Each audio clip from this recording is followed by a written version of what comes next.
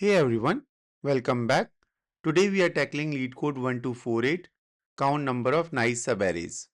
The problem looks straightforward, but a standard sliding window won't cut it here. We'll see exactly why and then crack it in O of n with a clean trick. In this problem, we are given an array of integers, nums and an integer k. A continuous subarray is called nice if it contains exactly k odd numbers. Our goal is to return the total number of these nice subarrays.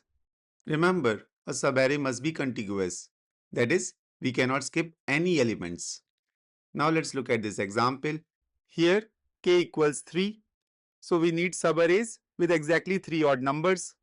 Starting from the first element, this subarray has 3 odd numbers. That is our first match. Notice that the even number in the middle doesn't count towards our limit of 3, but it still extends the length of the subarray. Next, starting from the second element, this one also has 3 odd numbers, and that is our second match. Any other subarray like this one or this one will have either too few or too many odd numbers. So for this input, the answer is 2. Now, in terms of solution, the most straightforward way to solve this is to check every single possible subarray. For that, we use two nested loops. The outer loop fixes the starting position and the inner loop expands to the right. As we expand, we track how many odd numbers we have seen. The moment that count hits k, we have found a nice subarray and we increment our answer. By the time we find all starting positions, we find 3 nice subarrays. But the problem is, we are doing it for every single starting point, resulting in O of n squared time complexity. For an array of 50,000 elements, that's over 2 billion checks. Can we do better? And the answer is yes. Sliding window can help here. We start with 2 pointers, left and right, at the start of the array. Here, for example, with k equal to 3, we keep expanding right, and the moment we hit 3 odds, we have a valid window. But take one more step. Now we are at 4 odds, which is too many. So we shrink from the left and we are back in range. And now we are done with this array. So this solution works. But wait, what if the array contains even padding at both ends, like this array? Watch what happens. As we expand, we find a valid window, but then the next element is an even, so the odd count does not change. Now, do we shrink or we keep expanding? And say we do shrink, then there are multiple valid windows hiding inside, all overlapping. That is a core problem. Exactly k creates ambiguity with leading and trailing evens. Now you might think, what if I only move left when I am removing an odd element? That is a smart instinct because odd elements are the only things that change the count anyway. But it does not solve the counting problem because even when the window is valid, you do not know how many valid windows end at the current right position. For example, look at this array with two leading evens and k equal to 3. When right reaches a third odd, how many valid windows end here? There is the full window, then one without the first even, then just the 3 odds. 3 windows in total. A single left pointer cannot count all of them at once. To fix that, you need a second left pointer, L tight, at the tightest valid start, and L far tracking how far the leading evens stretch. And once we have these pointers, the number of valid subarrays ending at current right pointer is exactly left tight minus left far plus 1. And the beauty of this is, if there are more leading evens, left far would just stretch further back to capture them, and the formula holds. And as the sliding window sweeps right, we cumulatively count every single nice subarray in one fluid pass. That works, but now you have 3 moving parts and fiddly code. And here comes in the cleaner way. We just change the question. Instead of exactly k odds, ask for at most k odds. For example, for k equal to 3, at most k means we count subarrays with 0, 1, 2 or 3 odds, not just exactly 3. This has two advantages. First, at most is easy to calculate. Once odd count exceeds k, just shrink the left pointer until we are back in range. Second, and this is the beautiful part, there is a clean math identity. Exactly k equals at most k minus at most k minus 1. For example, for k equal to 3, we count all subarrays with at most 3 odds and subtract those with at most 2, and what remains is exactly 3. So to calculate at most k, we run a single linear pass. We expand right, counting odds. If the count exceeds k, we shrink left, and at every valid step, we add the number of valid subarrays ending at this position to our answer. Let's trace it with our example.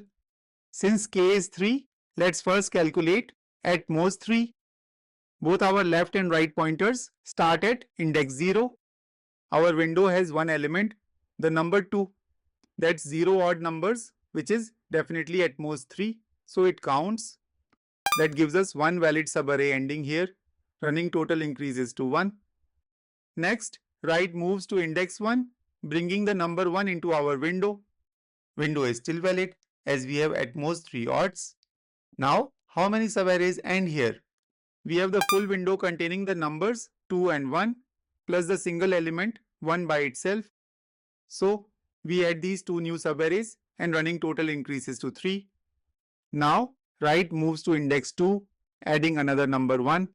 We now have 2 odds. Window is still valid. And now when we calculate the number of subarrays, the pattern clicks. We get the full window containing 2, 1 and 1. Another subarray with just the 2 ones. And finally, the single one by itself. That adds 3 new subarrays, making our running total 6. See the pattern? At each step, the number of new subarrays is exactly right minus left plus 1. One simple formula and all of them are counted instantly. Next, right equals 3 and we have 3 odds in the window, which is still valid. That adds 4 new subarrays, bringing the total to 10. Now, right moves to 4. The last element is an even 2, so our odd count stays at exactly 3. The entire array is valid. That adds 5 more. So, at most 3 gives us a grand total of 15. Now, let's run that exact same algorithm for at most 2. At first, it expands smoothly, just like before. But when right hits the third odd number, our odd count hits 3. That is strictly greater than 2, making our window invalid. This is where the algorithm adapts and the window shrinks as left pointer moves forward, dropping numbers until an odd number falls out and our count goes back down to 2. The moment the window is valid again, the math resumes, right minus left plus 1. By the end of the array, our total for at most 2 accumulates to exactly 11. 15 minus 11 equals 4. That is our exact answer, found effortlessly without checking every combination. Time complexity of this approach is O of n, as we do 2 linear passes, one for at most k and one for at most k minus 1. And the space complexity is O of 1, as we are using just a handful of variables. And finally, before we walk through the code, there is another universal pattern worth knowing. Prefix sums with a hash map. Here is the insight. If we treat every odd number as a 1 and every even number as a 0, this problem transforms into subarray sum equals k, a foundational pattern every developer needs to know. I'll be dropping a dedicated video on this exact pattern soon. Keep an eye out and I'll link it in the description below. Let's walk through the sliding window code with Java on the left, Python on the right. We use a helper function called atmost. The main logic is simply to return the result from subtraction of atmost of k minus 1 from atmost of k. Inside atmost, we first handle the edge case where k is negative. Return 0 since no window can have a negative number of odds. We initialize our left and right pointers along with an odd counter and a variable to accumulate the answer. As we iterate with the right pointer, we check if the current element is odd. If it is, we increment our odd count. Then the shrinking phase. While odd count is greater than k, we move left forward. If the element we are removing from the left is also odd, we decrement the count. Once the window is valid, We add right minus left plus 1 to our answer, counting every subarray ending at this right position. Finally, at most returns the total, and our main function does the subtraction to isolate exactly k. Before we wrap up, one small detail that saves you from a headache in interviews. Notice the modulo check uses not equal to 0 instead of checking equality with 1. For positive numbers, both work, but if the interviewer throws in a negative number, say negative 3, Java and C++ will give you negative 1 from that modulo, not 1. The equal to 1 check would silently miss it. Python handles this correctly on its own, but since many interviews also use Java or C++, always write not equal to 0. One character bulletproof code.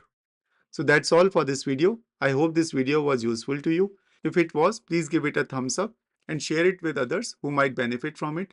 If you haven't subscribed the channel yet, make sure to hit the subscribe button and turn on the notification bell so that you never miss an update. Your support helps me create more content like this. If you have any questions or suggestions, feel free to leave them in the comments below. Thanks for watching and see you in the next one.